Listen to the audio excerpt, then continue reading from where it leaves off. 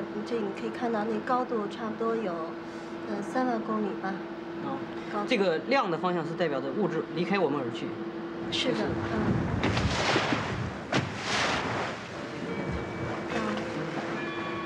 这是在那个8月10号观测的一次那个边缘黑子，它的那个 H 贝塔速度长。在差不多3点的时候吧，有一次抛射，你可以看见那个它的抛射的那个物质高度达到差不多有3万公里，差不多。哦，这个边缘上面的亮的是怎么回事？亮的就是它的那个，可能就是以往所说的那种针状体吧。它是因为它是发射线，所以是白的那样的形状。这是我给你看的这个黑子，就是比较靠近日面中心。哦，这里的细节很丰富。是的，那天天气特别好，所以观测的细节特别多。有磁场吗？有，我给你看一次磁场。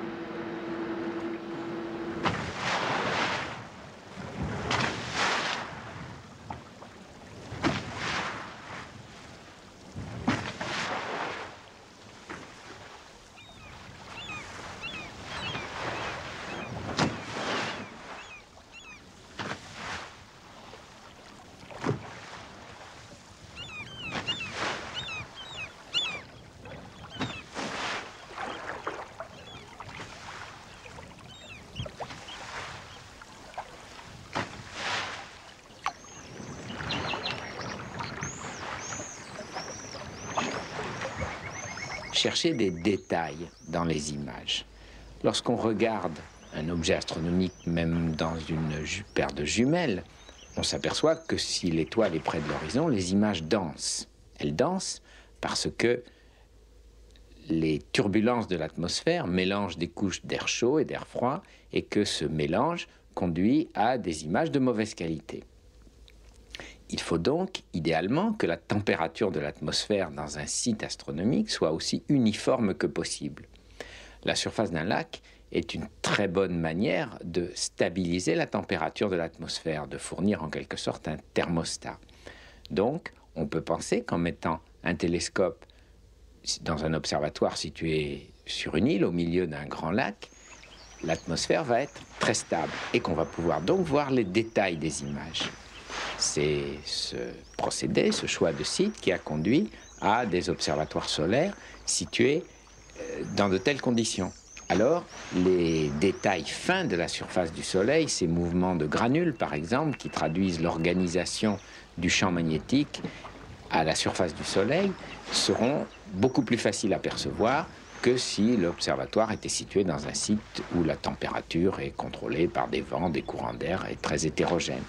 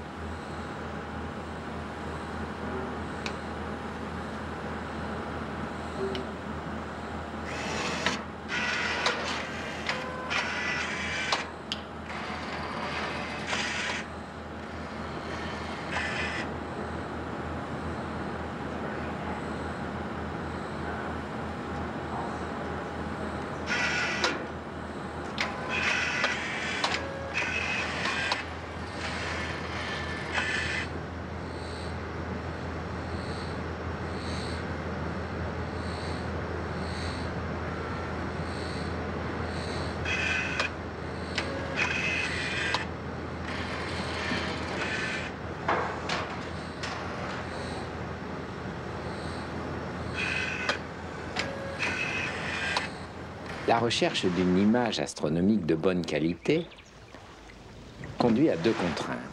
D'abord, il ne faut pas qu'il y ait de nuages, il ne faut pas qu'il y ait de brume. Il faut que l'atmosphère soit transparente, il faut donc s'éloigner des villes et il faut s'éloigner des basses couches de l'atmosphère, celles qui contiennent la brume, la poussière, les vents de sable, etc. Donc, on va aller vers des montagnes de plus en plus élevées. C'est le choix du site astronomique pour rechercher la transparence de l'atmosphère, la qualité photométrique disent les astronomes, c'est-à-dire se rapprocher autant que possible des conditions qu'on trouve dans l'espace, où l'atmosphère est totalement absente.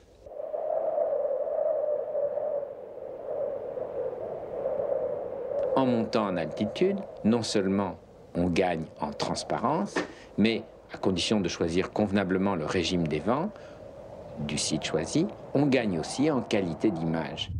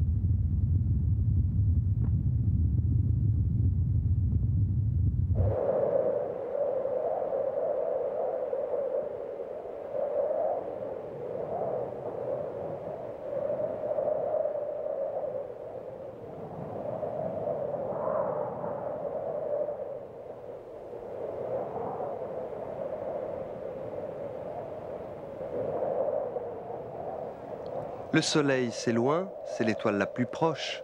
Le Soleil se trouve à 8 minutes de lumière. L'étoile la plus proche, à peu près une année de lumière. La différence entre 8 minutes et une année, c'est considérable. Donc c'est une étoile extrêmement proche. C'est, jusqu'à ces toutes dernières années, la seule étoile dont on puisse observer la surface en détail, dont un point de la surface soit différent d'un autre point. Pour la plupart des étoiles, ce qu'on voit, c'est le disque de l'étoile, mais on mélange toutes les radiations, celle qui vient du bord, du centre, d'un point à un autre, elles se mélangent en notre instrument. Nous ne séparons pas. Il n'y a pas de définition des images stellaires, tandis qu'il y a une excellente définition de l'image solaire. On distingue sur le Soleil des détails extrêmement fins qui ont quelques centaines de kilomètres de dimension, par rapport au Soleil qui, lui, a un rayon de plus de 600 000 kilomètres. Donc, c'est complètement un autre ordre de grandeur, le Soleil et les autres étoiles. Alors, ça devient automatiquement la référence. C'est l'étoile que l'on étudie, non pas pour connaître les autres étoiles, mais pour connaître les étoiles. Alors, certes, toutes les étoiles ne sont pas pareilles. Alors, qu'est-ce que c'est que le Soleil? Qu'est-ce que c'est qu'une étoile? Une étoile, c'est d'abord une boule de gaz. C'est une boule de gaz chaud. La température du Soleil, puisque je prends le Soleil comme exemple, est à la surface visible, ce que l'on voit, le cercle, le disque solaire, c'est environ, je donne des chiffres ronds bien sûr, 6000 degrés. On s'enfonce dans le Soleil et la température devient très élevée. Alors au centre du Soleil, elle atteint 15 millions de degrés. Et à cette température-là, les réactions thermonucléaires, les mêmes réactions que celles qui ont lieu dans la bombe à hydrogène, ont lieu. Elles ont lieu au centre du Soleil, si bien que le Soleil, c'est une usine atomique, avec une libération d'énergie, qui est l'énergie que nous recevons sous forme de lumière, ici, et de chaleur, enfin, si vous voulez. De lumière, c'est le véhicule, et la chaleur, c'est l'effet. Nous sommes chauffés, nous vivons dans la lumière du Soleil grâce au Soleil.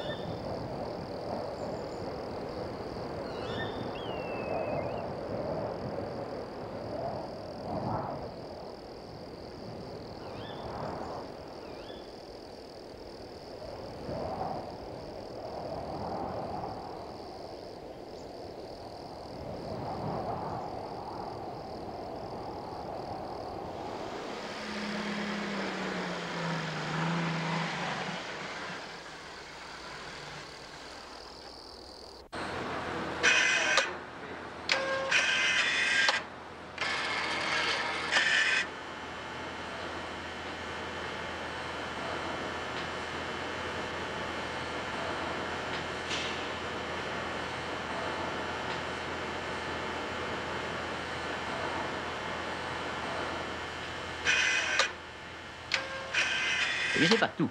Le Soleil, c'est une machine fort compliquée. Ça tourne, le Soleil. Ça tourne. À l'intérieur du Soleil, vous avez des mouvements de brassage.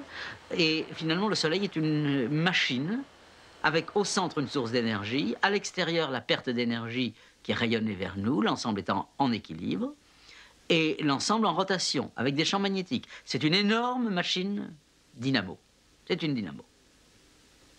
Et cette machine, eh bien, elle fonctionne pour notre plus grande satisfaction, certes, mais elle fonctionne avec des sortes d'à-coups. Tous les 11 ans à peu près, il y a une augmentation de l'activité solaire, le nombre de tâches solaires est multiplié considérablement, les tâches solaires sont de plus en plus actives, il y a des phénomènes actifs comme des éruptions au voisinage des tâches solaires qui libèrent dans l'espace de grandes quantités d'énergie, il y a des quantités de phénomènes autour des tâches qui se produisent, et le Soleil actif ne ressemble pas au Soleil que l'on appelle le Soleil calme. Alors, il y a des alternances, tantôt le Soleil est calme, tantôt il est actif, puis il redevient calme, puis il redevient actif, une période d'à peu près 11 ans.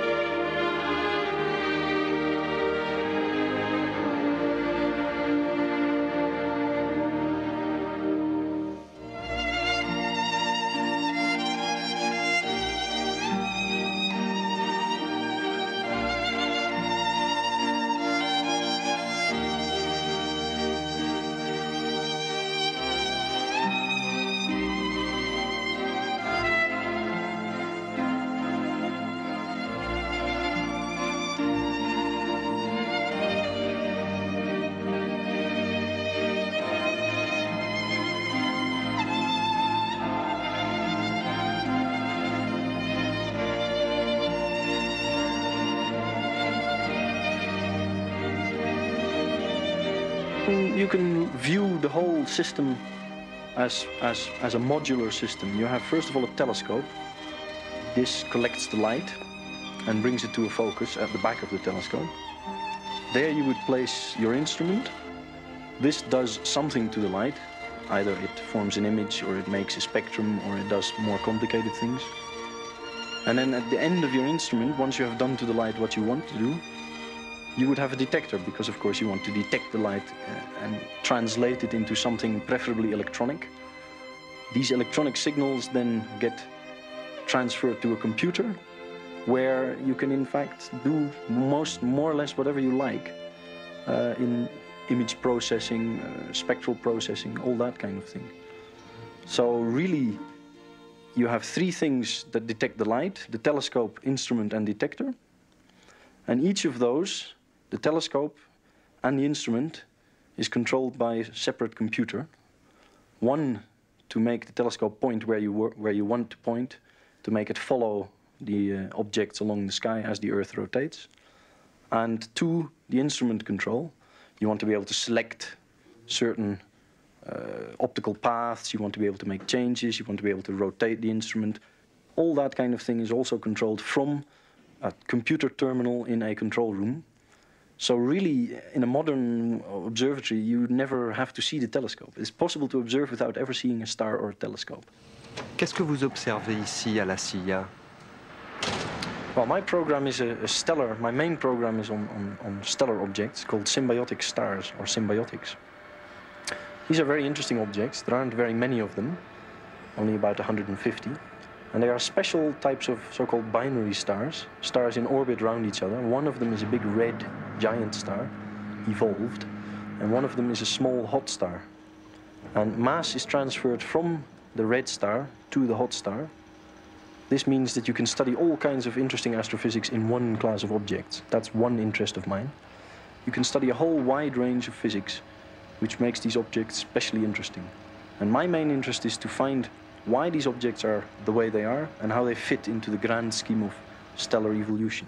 What stage are these objects at, and why are they so few, and why are they so special?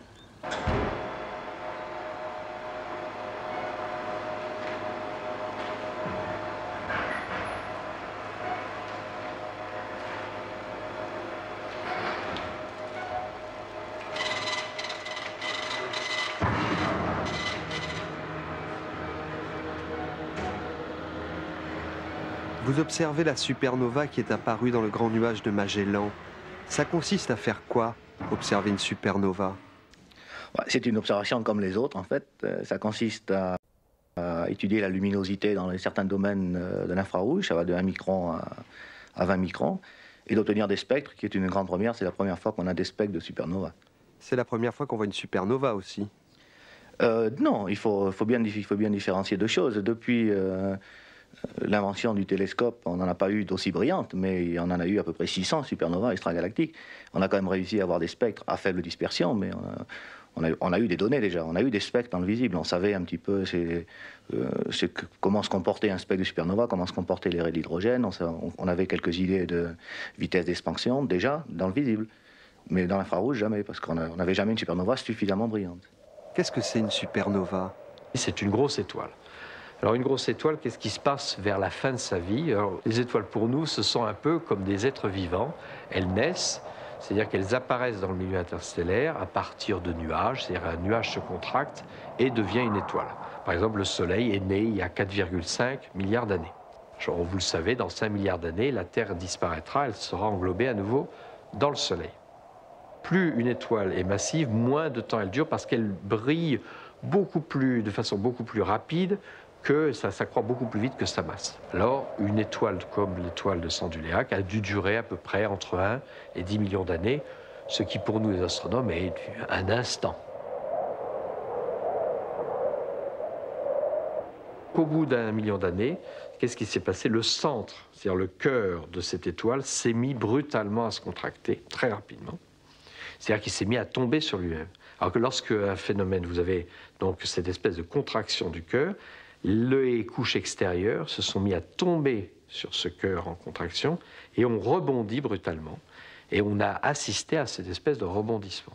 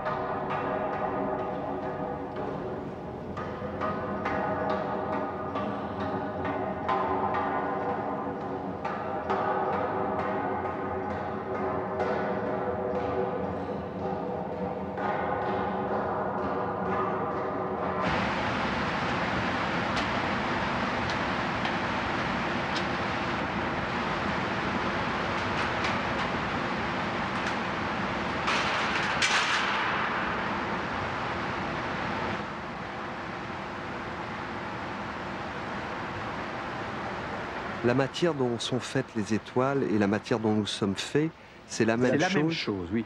C'est pourquoi, d'ailleurs, une supernova, ça nous a tellement touchés, c'est que la matière dont nous sommes faits vient des générations précédentes de supernovae. Toute la matière, nous sommes faits de carbone, d'azote, d'oxygène, de fer. Là, vous avez, vous comme moi, nous avons des lunettes, donc qui sont faites de métal. Il y a du verre, c'est du silicium, bon, et du phosphore dans nos molécules biologiques, etc. Tous ces éléments, les éléments de la nature, ont été fabriqués principalement dans les explosions des étoiles massives. Donc nous sommes à la fois poussière d'étoiles et poussière d'étoiles massives.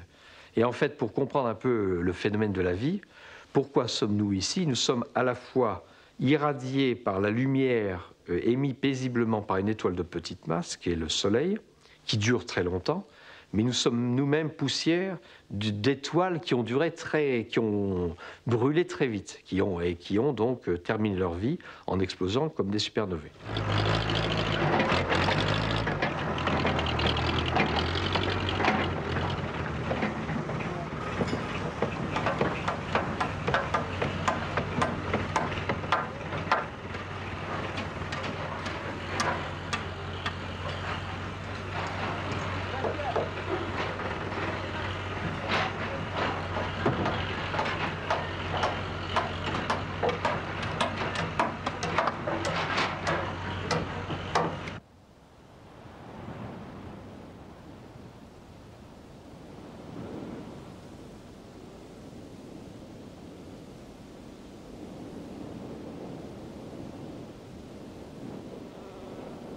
La lumière produite par une étoile, cheminant dans l'espace, nous parvenant sur Terre, collectée par un miroir de télescope.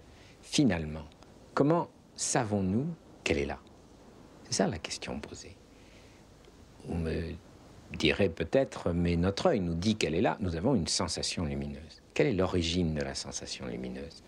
C'est le fait que dans notre œil existent des molécules qui, lorsque la lumière les frappe, libèrent un courant électrique. Interaction entre la lumière et la matière, la molécule, et production d'un courant électrique. Ou tout au moins déplacement de charge électrique. Tous les processus qu'utilisent les astronomes pour détecter la présence de lumière, pour mesurer la quantité de lumière ou la couleur de la lumière, qui est collectée par les télescopes et dont nous savons qu'elle transporte des messages précis sur la composition des astres qui l'émettent, tous ces processus sont une interaction entre la lumière et la matière.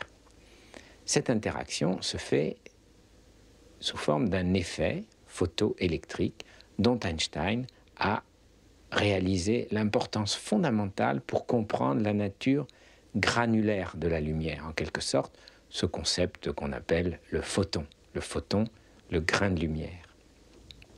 Décrire l'effet photoélectrique n'est pas très simple, mais l'idée de base en est que quand la lumière frappe un corps, elle éjecte un électron, cet électron est transformé en courant électrique, ce courant électrique va être mesuré. On saura quelle quantité de lumière a frappé, ou Si le processus se produit dans un film photographique, l'électron éjecté se traduit par un grain d'argent qui est finalement révélé et qui se traduit par un noircissement de la plaque ou du film. Voilà l'effet photoélectrique. Et les astronomes vont construire leur dispositif de détection de la lumière, placé derrière les télescopes, placé derrière leur piège à lumière, pour être le plus sensible possible. À quoi servirait-il de collecter beaucoup de ces photons, beaucoup de ces grains de lumière avec un très grand télescope et d'être incapable de les détecter? Donc, parallèlement à l'effort d'agrandir la surface des télescopes, tout un travail de construction de détecteurs de lumière plus sensibles a marqué la croissance de l'astronomie.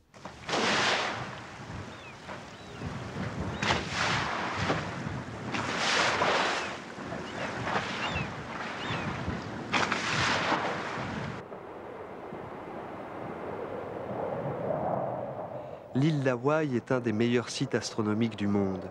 Pourquoi? It seems that the isolated summits of the volcanoes there provide unique conditions. The Earth's atmosphere has always been the astronomer's enemy, and the summit of Mauna Kea at 4,200 meters is already above nearly half of the Earth's atmosphere. But what is much more important is that it does not disturb the upper atmosphere. It's not a continental mountain range that forces the atmosphere to flow up over it, disturbing it. Instead, it's a single isolated peak where the upper atmospheric air, which is very stable after its passage across the Pacific, flows gently past the upper slopes. And so all of our indications are that the telescopes on Mauna Kea are equivalent to their being sitting at a platform at 4,200 meters in the undisturbed atmosphere. And these are conditions that are probably only duplicated at a few other sites, again island chains around the world.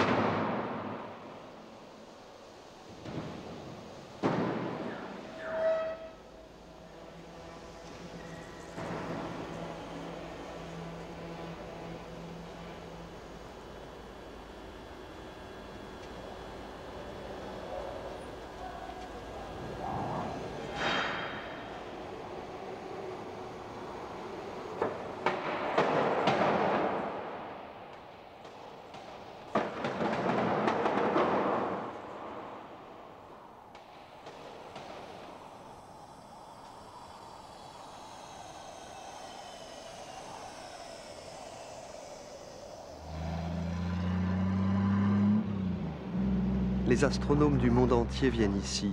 Chaque observatoire appartient à un pays différent. What happens is that the university makes available sites to projects from around the world that can make the very best use of the unique properties of the site. We now have Canadian and French astronomers involved in the Canada-France-Hawaii telescope. We have British and Dutch astronomers involved in projects. We have a number of projects from the US mainland, including now the Keck telescope under construction. We have Japanese astronomers with a project to build a very large telescope on Mauna Kea.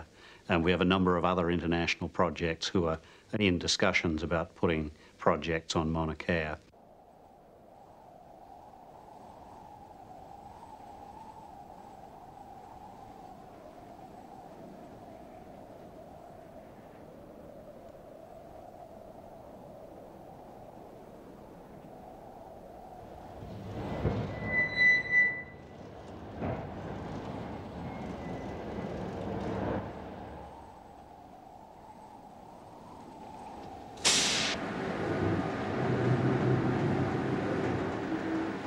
Quelles sont les découvertes sur l'univers qui ont été faites ici, sur ce sommet de Mauna Kea?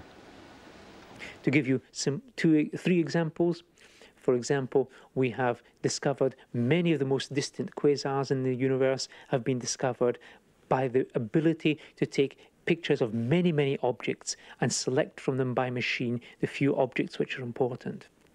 Another example is the study of very low mass stars. What are the lowest mass stars that we know about? We can only see these nearby, and we have discovered a population of objects which are very cold, very nearby, which may make an important contribution to the mass of our universe. Another example is the distribution of galaxies in the universe. where at the moment we're making a survey of about 20 or 30 million galaxies, simply to work out how they're distributed in space in the southern hemisphere.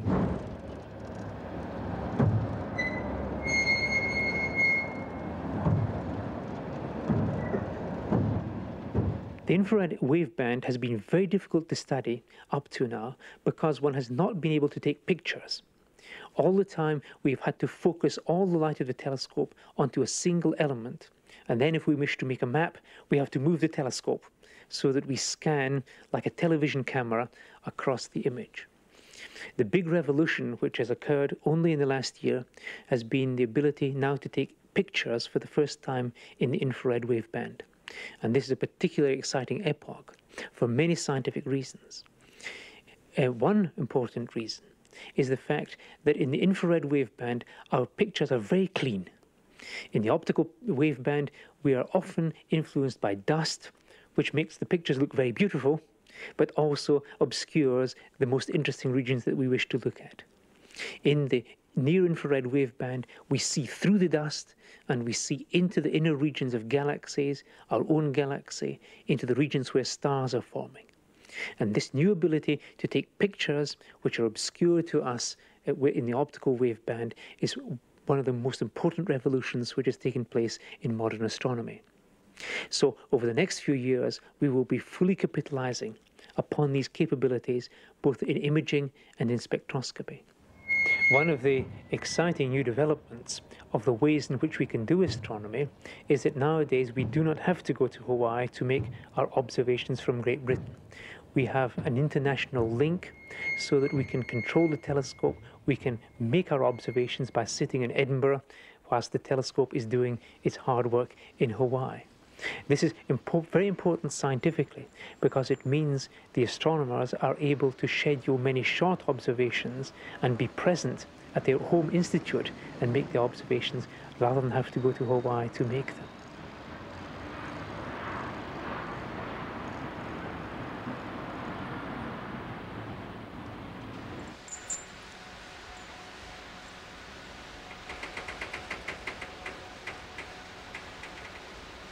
The time delay between the signal coming from Hawaii to Edinburgh is less than half a second typically, so that one has complete real-time transfer of information.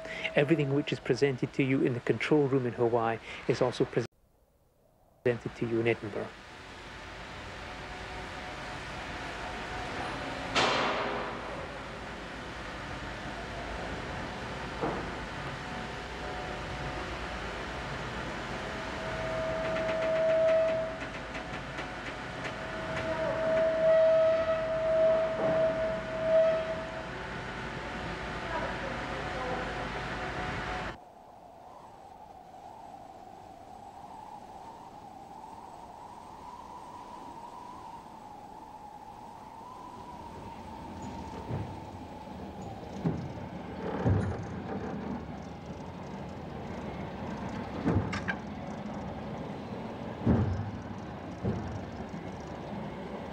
We can ask ourselves whether the universe actually had an origin, as the Big Bang supposes.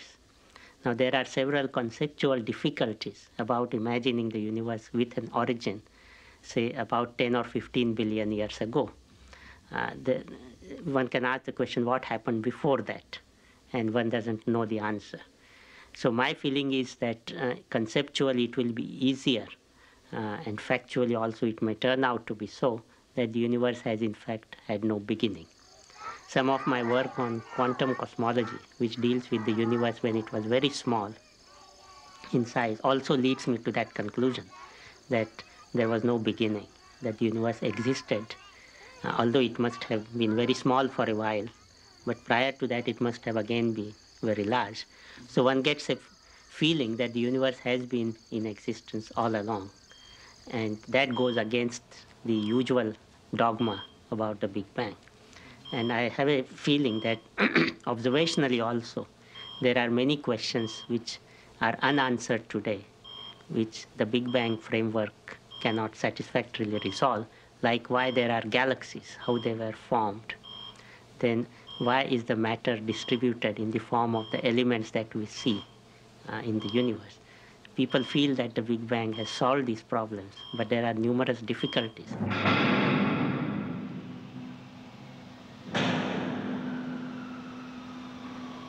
And I feel that eventually these will show us the way to a more general picture, which includes Big Bang, as well as this concept of an unending, unbeginning kind of universe.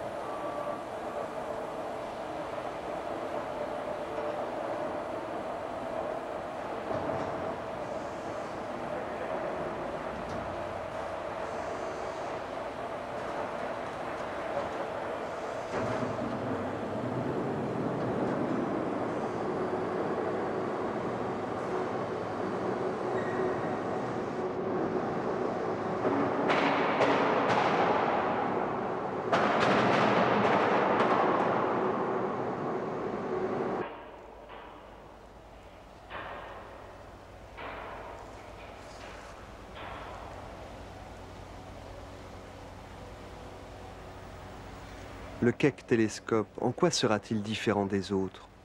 The Keck Observatory is a 10-meter telescope that we're building. That means the primary mirror is 10 meters in diameter. That gives it 4 times the light collecting area as the Palomar 200-inch, which has for many years been the world's largest telescope. So when the Keck Observatory is finished, it will be the largest telescope. It's being built on Mauna Kea, which is a volcanic mountain in the island of Hawaii, and its altitude is about 4,000 meters. So it's extremely high, which gets us above much of the disturbing effects of the Earth's atmosphere.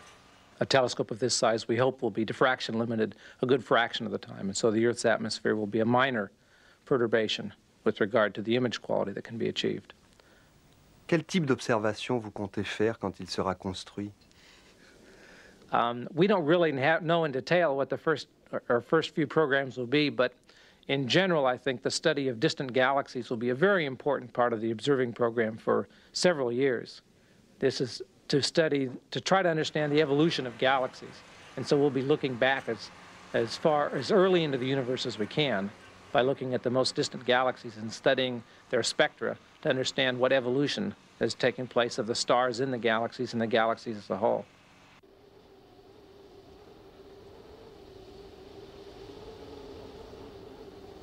Vous pensez que la construction de ces télescopes avec leurs miroirs géants vont changer notre vision de l'univers?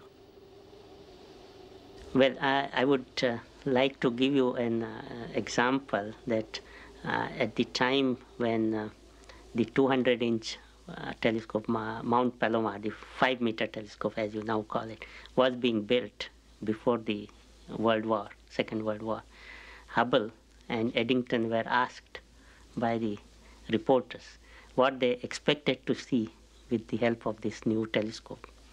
And the answer was that if we know what we are going to see, there is no point in building it.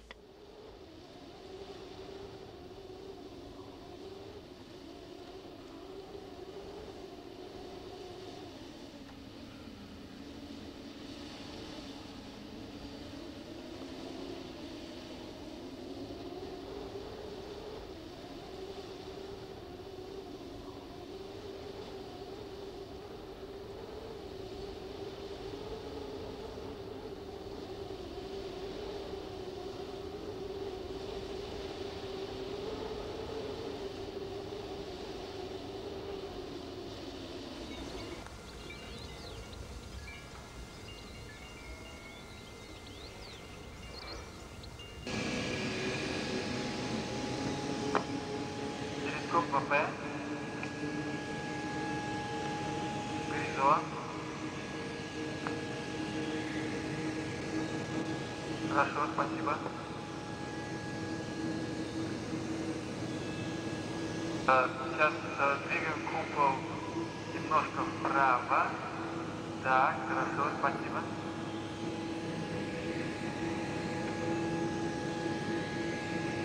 Влево. Вот так, вот так. Спасибо.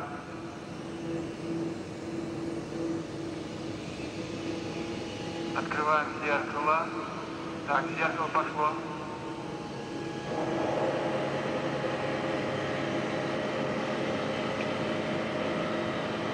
Телескоп ВП. Pourquoi les observatoires astronomiques sont-ils presque tous surmontés d'un dôme, d'une coupole? Ces coupoles sont apparues progressivement dans la première moitié du XXe siècle, lorsqu'on a placé les télescopes sur des sites très élevés où les conditions climatiques étaient très sévères. Et les astronomes ont toujours considéré jusqu'à présent qu'une coupole était absolument obligatoire pour protéger un télescope. Récemment, on s'est quand même aperçu que ces coupoles avaient un certain nombre d'inconvénients. Bon, on n'arrive jamais à l'intérieur de cette coupole à avoir les mêmes conditions thermiques qu'à l'extérieur. Il s'ensuit un certain nombre de phénomènes de convection à l'intérieur de la coupole qui tendent à dégrader la qualité de l'image. C'est ce que les astronomes appellent le dome seeing, ou je ne sais pas très bien quelle est la traduction française, enfin la dégradation des images due au dôme. Alors, il s'est passé dans les années 70 quelque chose de très important qui a été la construction du MMT. Et là, pour le MMT, les gens ont eu un problème très pratique. Ils n'avaient pas suffisamment d'argent pour construire un dôme classique. Et d'autre part, la géométrie de ce télescope, qui est une géométrie carrée, pouvait difficilement s'intégrer dans un dôme classique. Et donc, les gens ont été obligés d'innover. Ils ont supprimé le dôme classique et ils ont mis autour du télescope la boîte d'encombrement minimum. Mais cette boîte-là reste très ouverte. Elle est ouverte sur deux côtés et le télescope est en fait pratiquement en air libre. C'est le premier télescope moderne à fonctionner en air libre. Et ce dont les astronomes se sont aperçus, c'est que ce télescope ne fonctionnait pas plus mal qu'un autre et qu'au contraire, il avait une qualité d'image que les autres télescopes n'avaient pas. Donc on a découvert l'importance, on a mis en évidence l'importance de cette turbulence de coupole.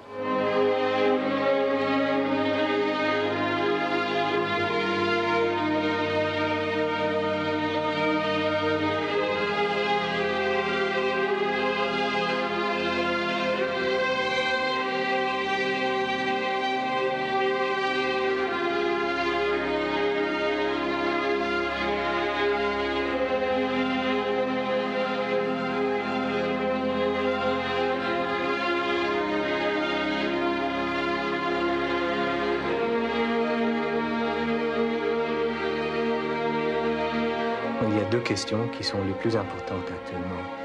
C'est l'étude de l'univers aux plus grandes échelles, d'essayer de savoir si l'univers est très grand, si l'univers est infini ou s'il est fini.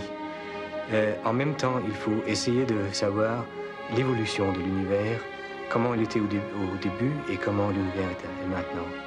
Et l'autre question, c'est une question qui est très proche de tout le monde, je pense, c'est de savoir s'il y a de vie extraterrestre ou pas.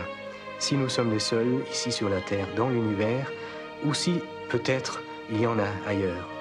Nous avons maintenant des moyens, nous avons des grands télescopes, des radiotélescopes, à étudier l'univers à grande échelle et en même temps d'essayer de savoir s'il y a des planètes ou s'il y a des endroits où la vie existe peut-être.